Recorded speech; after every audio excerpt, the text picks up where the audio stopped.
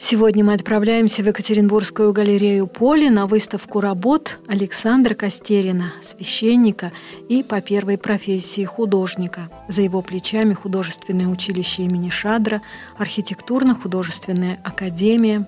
Выставка носит название «Альфа и Омега». Альфа и Омега всего – Создатель, Спаситель. Это бесчетного числа частицы, сложившие по высшей воле все, что привычно наблюдаем мы – цветы, плоды, воды. Из частиц, как из атомов, из кусочков цветной пленки, сложены эти мозаичные картины размышления, картины наблюдения. В них евангельские события и сегодняшняя жизнь, увиденная и прочувствованная человеком, глубоко переживающим историю Спасителя. Автор – художник Александр Костерин, отец Александр. Я как бы сам не назвал эту выставку «Альфа и Омега». Это просто куратор Анна такое предложение дала. Я думаю, что непонятно, что такое претенциозное, но я думаю, что попали. С Христа началось, Христом закончилось. Это вторая выставка в нашем зале Костерина Александра. Он профессиональный художник. Вот. С другой стороны, то, что вот мы знаем его жизненный путь, такой очень сложный, и нам этот человек очень интересен. Когда мы увидели работы, мы вообще еще больше были удивлены, потому что мы знаем, как тяжело преодолеть шаблоны. Вот художник же профессиональный, то есть он учился в Шадре, там учат академическому письму. Некий шор надевают на человека. Дальше архитектурной академии тоже учился. И обычно людей, которые Шадр или архитектурно заканчивают, их сразу видно, что у них какой-то вот, они как заточены на какие-то виды искусства.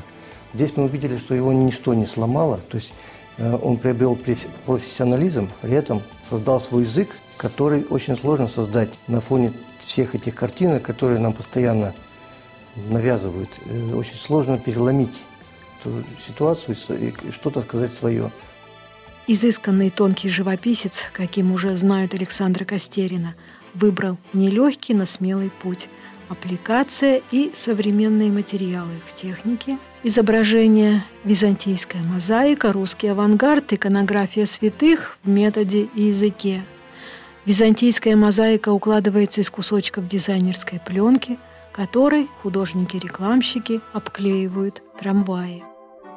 Наверное, начать с того, что в 2003 году, как раз где-то через год после крещения, когда я крестился, просто у меня есть знакомые, Юра, Олег, они оформляют трамваи, автобусы, то есть как раз в то время. И у них было, кстати, много обрезков этой бумаги, пленки. Вот это меня заинтересовало. И как раз в то время еще сидел без денег, на краске. Краски дорого, холсты дорого. То есть очень подручный материал. То есть потихонечку одна, другая. Я сейчас даже не помню, какая была первая работа. И вот где-то, наверное, и работа 20 вообще так это, наверное, сделалась. Таким образом, традиции русского авангарда были просто обречены на воссоздание в новом времени и в новом материале. Но и традиции, выработанные в иконописании, соблюдены тоже. Георгий Победоносец. Ну, это как раз вот из первого захода. Мне просто нравится, когда я начал делать и писал, и... То есть там удивительно, с одной стороны, икона очень так... Она такая действительно красочная, прекрасная. Просто когда я начал это все повторять, там удивительно, что закономерность в каждой линии. То есть ничего просто случайного нет совершенно. То есть это удивительно. А выглядит действительно чуть ли не детской работой. Материал этот обычный для рекламщиков, потому что это ракал, это используется для рекламы, для таких очень простых вещей. Это пленка, да? Пленка, да. Он его использовал, как он мне сказал, из-за того, что у него не было достаточно денег для красок. И у кого-то из знакомых было много обрезков этой пленки. Он стал экспериментировать. И когда он делал выставку, написанную акрилом и маслом, там она очень в чем-то похожа была на эту выставку, просто сделана другими материалами. Вот, то есть он как бы какую-то традицию свою соблюдает, но этот материал дал еще дополнительное звучание какое-то. Вот. Это современный материал, а тема вечная. Василий Блаженный мне вообще нравится. Очень лаконичная работа. Постоянно немножко так и в гуаши, и в масле, и в акриле. Но потом мне хотелось еще сделать и в пленке. А вот погребение, благовоние, мира в сосуде. Вы часто думаете вот об этом? Я думаю, что когда в храме, там постоянно там везде напоминают об этом. И иконы, и службы, и песнопения, все. Этим тема прекрасна, что действительно, когда входишь в церковь, все, что было до этого, надо потихонечку оставить за порогом храма. Все. Это же прекрасно. Вообще счастливый человек. Стою перед престолом. Я думаю, что самое утешение для пастыря, когда люди потихонечку меняются в лучшую сторону. Это самое лучшее, это самое прекрасное. А если это где-то немножечко кого-то там куда-то к чему-то подвигнет, уже хорошо. Мне рассказывал знакомый, мы с ним учились, он пришел сюда с дочкой, и вот она стала спрашивать про вот, на погребение. Почему он лежит, почему ноги, а почему что тут лежит в сосуде. Ему пришлось об этом рассказывать. Так. И я так понял, что он достаточно грамотно все рассказал. То есть вот интересно, такие вот результаты даются. То есть получается даже, что где-то эта выставка, она миссионерская, да, где-то есть в этом, да. Я говорю, что не, так уж не замахиваемся на большое, но хотя, по крайней мере, только есть знакомство с тем, что не так страшно церковь, и можно здесь и жить, и творить, и писать, и петь, и пожалуйста. То есть церковь не отнимает этого. Наоборот, пробуждает, пожалуйста. Все в ваших руках.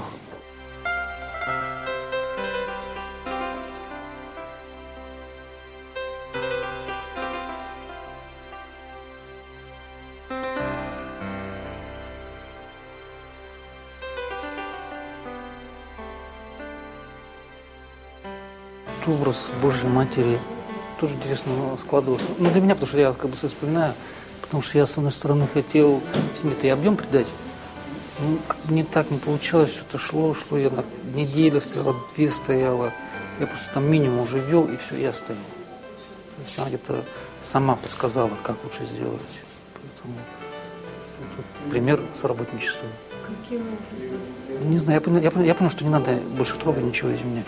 Я там хотел еще кое-что добавить. Все, вот как она есть, вот так все. Она так смотрится цельно. Что... И чем-то напоминает чемеевскую икону, там действительно только все обгоревшее, глаза. И вот это я как бы, это чем-то напомнило. Вот эта надпись была, я ее прочитал у отца Александра Дубасова. У него там под распятием. Просто листочек бумажки, вот такая, только уже текст идет, такой очень ровный, все красиво. Ну, просто она очень хорошая фраза такая, она очень доходчивая. Я просто ее перевел так, в такие вот буковки. Кому интересно, прочитает, я думаю, что в голове что-то останется. Он делится глубоко сокровенным и, пользуясь правом художника, использует для этого художественного высказывания даже слова, даже письменные тексты, превращая в художественные образы уже сами буквы. Текст Иисусовой молитвы. Пасхараза 2003 год. Я так плотно выцерковлялся, все это мне было интересно, замечательно. Хотелось это все как-то запечатлеть. А вот Пасха – одна из тех работ, которую зрители восприняли как светоносную. Удивительно, как преобразился в работах простой дизайнерский материал, напишут зрители художнику. Сколько тепла, доброй веры и какое понимание цвета и света. Есть просто такая икона, когда Христос идет, там, да, он весь такой. Просто здесь все так в таких фигурах очень простых, конкретных. При этом простые конкретные фигуры существуют давно. Люди просто перестали их замечать и понимать. Перестали читать знаки, им посылаемые. Работа называется «Русский крест». Покаянный. Хотя, в общем-то, название недавно родилось, потому что появилось. Я думаю, что оно так попало немножечко. Потихонечку надо исправиться, потихонечку подниматься с ног, с колен.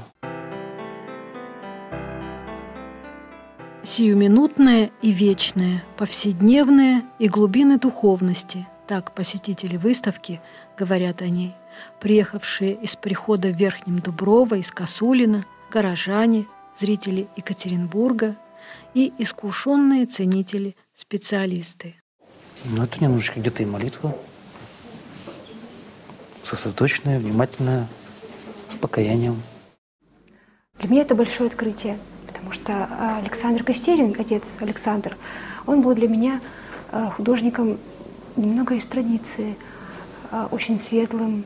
Мы его узнали с прошлой выставки как тонкого колориста, живописца. Эта выставка для нас была как бомба, да, какая-то бомба просто. Потому что прежде это были полутона, пастельные оттенки, а сейчас это чистые, сочные его работы, как умытые прямо. И я, когда работала с его работами, я не могла спокойно смотреть, у меня слезились глаза. И это удивительное чувство.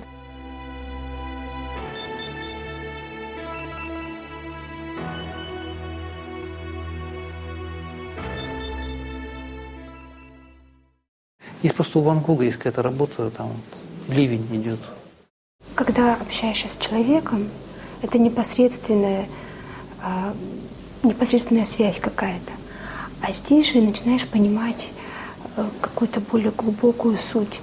Потому что часто общение же оно бывает поверхностным или деловым. А искусство, работа творческая, она дает самую соль человека, самую его суть. Надо воздать хвалу Богу. Ну, раз Господь так сподобил, так что мои заслуги-то, в принципе, как бы художник делает, немножко повторяюсь, но увиденное сделать видимым. Все. Не то, что инструмент, понятно, что и творец, и прочее. Все-таки, он как выступает, действительно, как орудие. Надо донести это. То, что тебе понравилось, что тебя порадовало, поделиться. Все. Каких-то больших таких мыслей-то нету. Это потом, когда все пройдет время, там уже, как сказать, другие разберутся. Сумерки, сумерки. Стол, поле.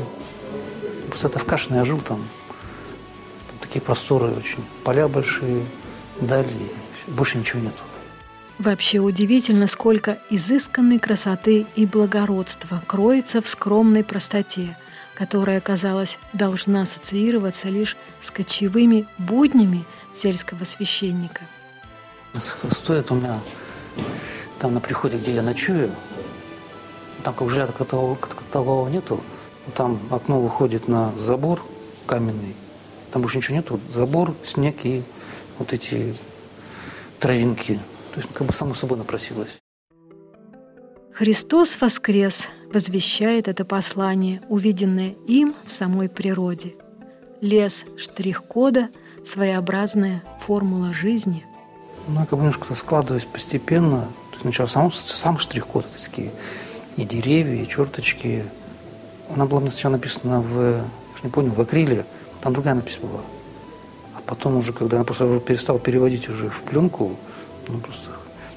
потом бесконечные эти разговоры, эти страхи, это штрих-код, это, немножечко это обыграл, что не надо этого бояться. То есть и в штрих-коде может быть Христос воскресе. Я не говорю, что так и должно быть так звучать, по крайней мере, изобразительно так, подача такая. Это ваше высказывание? Да, Христос воскрес везде, всегда и всюду. Поэтому то же самое Серафим Саровский всегда говорил: радуйтесь, Христос воскресе. Все. Я думаю, что самое лучшее приветствие. Еще современный взгляд на мир. Повседневный и повсеместный спутник наших будней – мобильный телефон. Сердце мобильника – электронная сим-карта. Крошечная пластина, вмещающая горы информации. Это тоже предмет для размышлений художника. И для батюшки тоже. Сим-лабиринт – это хорошо или плохо? Это и не хорошо, и не плохо. Это есть, и это никуда не денешься. Нет, просто была работа первоначально. Здесь просто были тут белые квадратики, и все. Я просто постепенно начал заполнять все эти пространства и дошел до такого уплотнения. А потом со временем появился. Потому что когда я увидел сим-карту, она там еще так похожа. Удивительная работа «Сим-лабиринт». Это как ответ на сим-карту. То есть сим-карта, а это сим-лабиринт. Сим-карта помогает нам выбраться из сим-лабиринта. Очень интересный, очень красивый. Удивительно, как он кропотливо все это выполнял. Главное здесь, это не просто случайный выбор формы и цвета. А здесь есть своя система, как в компьютерах, например. И интересно, что вся выставка, она состоит из одной палитры. И это наводит нас на мысль, что весь мир, он состоит из частиц. Ну, это похоже на физику, на квантовую физику. То, что все во всем, посмотрите в глазах Иисуса целый космос. Там есть все.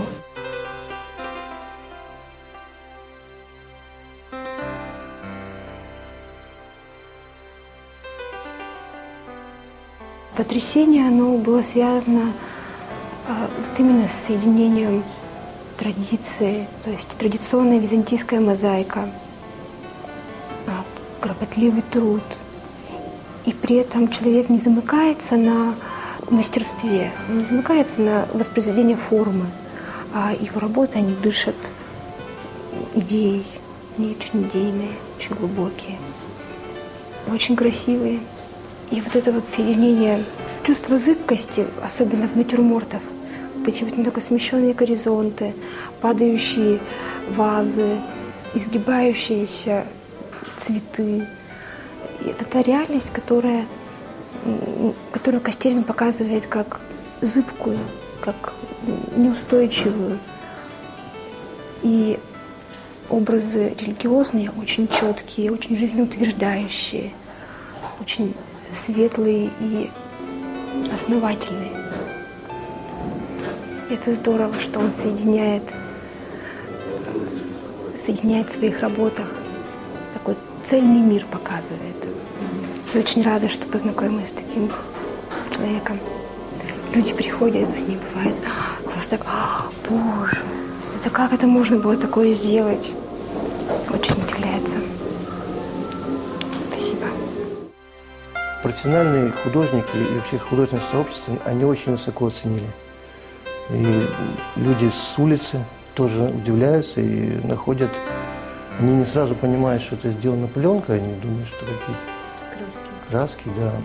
То есть как люди, даже не подготовленные, они очень хорошо это понимают. То есть это удивительно, когда именно два полюса, профессионалы, обычно между ними большая пропасть бывает. А здесь вот... И, повторяем, выставка пришлась по душе всем. И самому широкому зрителю тоже. А прихожане, я вообще, когда выставка открывалась, я всех обзвонил и, пожалуйста, пригласил. И многие откликнулись. Я сам даже не удивлялся, что добираться далеко. И Приехали из Дуброва. Приехали, да, из Косорина, из Дуброва. И потихонечку так подъезжали и как бы знают. Не говорю о том, что там есть приход. Кому было интересно, добрался, посмотрел. Посмотрели и высказались. Положительно, доброжелательно. Вообще люди православные относятся доброжелательно и положительно ко всем. Ничего плохого здесь не делано, не представлено. А что движет им, как художникам? Как рождается это все? Да, главное, надо посадить себя, потихонечку делать. Я думаю, что в это как бы залезть никогда невозможно будет. Ну как вот? Пушкину же в голову не залезешь, что он там думал. В душу нет, это немножко так все прикровенно, тайно. И... Не то в смысле, что сказать, цену набивая себя, а как? Садишься, пишешь. Если там птица поет, кузнечик стрекочет, художник пишет. То есть, как бы, если есть такое, есть уж предназначение. Я понимаю, что есть такой момент, надо ли это все делать, потому что может действительно потихонечку от этого отойти. Я не знаю, действительно углубиться в пасторскую деятельность, но пока идет. Ну нет, так нет. То есть я как бы руками за это не держусь. Пока Господь дает, слава Богу, нет, ничего страшного.